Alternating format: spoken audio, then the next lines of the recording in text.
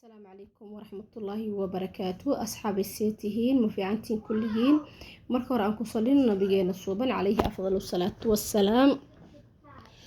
marka maanta jalanjigi walaashay Munesa ayaan rabaa inaan xir ka dhaho aan horta waa ku fashil ma been ma sheegay laakiin jalanjiga hanoo dambeeyo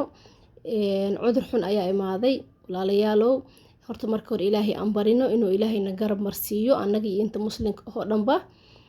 wadankeena Ilaahay ka badbaadiyo iyo wadamada islaamka oo dhan Ilaahay hana garab marsiiyo insha Allah biidnillaahi kariim hana la isku dadaalo nadaafada iyo gacmaha in la iska dhaqo ama meelaha dadka u badan yihiin in la tago Ilaahayna hana garab marsiiyo insha Allah biidnillaahi kariim marka tii jalanjiga hadaan u soo noqdo jalanjiga waxay nagu soo xujeysatay in lahjada maymayga lagu hadlo 5 daqiiqo ana horta maanta hadaan aqoon lahay sharaf iyo ahaan lahayd waan ku faani lahay maanta oo muxuu ahay ma aamusi lahayn dadkan waa iska soo barajeyn lahay laakiin ma aqaani oo eber kama ihi waa يعني markii hore inta xogaa waa fiicnay oo waa muxuu ahay dadka waa kula hadli karay ama waa ku jawaabi karay hadii su'aalo lagu weydiiyo marka laakiin sidii qurbaha u imaaday wuu iga dhumay muxuu ahay laakiin waa fahmaa wax kasta oo lagu sheegayo waa fahmaa oo muxuu ahay ma leeyahay wax ma karo ma leeyahay gaadi karo laakiin ku celiskii ay dhibaayo awal ima dhibi jirin laakiin hadda wuu dhumay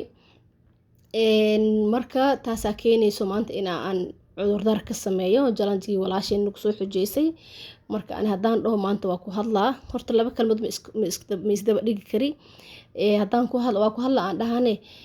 lahjadaasaan xaq ka galaa yaa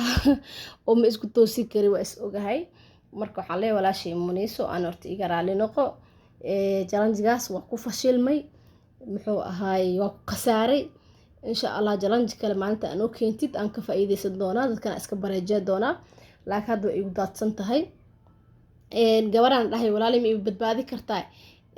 محو هاي جلنج جالس لي وسح جاي بوسكي مجال كرتا بحب دي لي وحمنا حتى أنا ما فهم معي مركزات كان ما أنا أهن وحكى لك ما أهن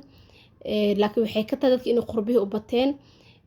ذاتك قاربات تاع Soomaali قد وكلهم يربوا أما رباعي يبو inkastoo af Soomaali qofkii ku soo weynaado Soomaali uu ka dhumeyn ama uusan dhibeynin laakiin kalmadihii kale oo wadanka aad joogtida afka u baranaa marka waxa laga yaabaa lahjadihii kale oo wadankeena looga hadlayay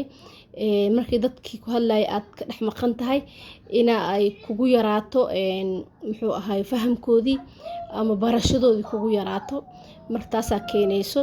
marka ana asxaabeyga raali noqdo asxaabta Munesa raali ha iga noqdaano fadlan adinkana waxa idinka codsanayaa Munesa ina booqataan subscribe-ka u saartaan insha Allah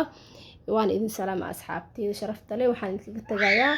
sidii caadada noo ahayd saliga nabigeena suuban calayhi afdalu salaatu wassalaam اللهم صل وسلم وبارك على سيدنا محمد صلى الله عليه وسلم مع السلامة أصحاب شرفت له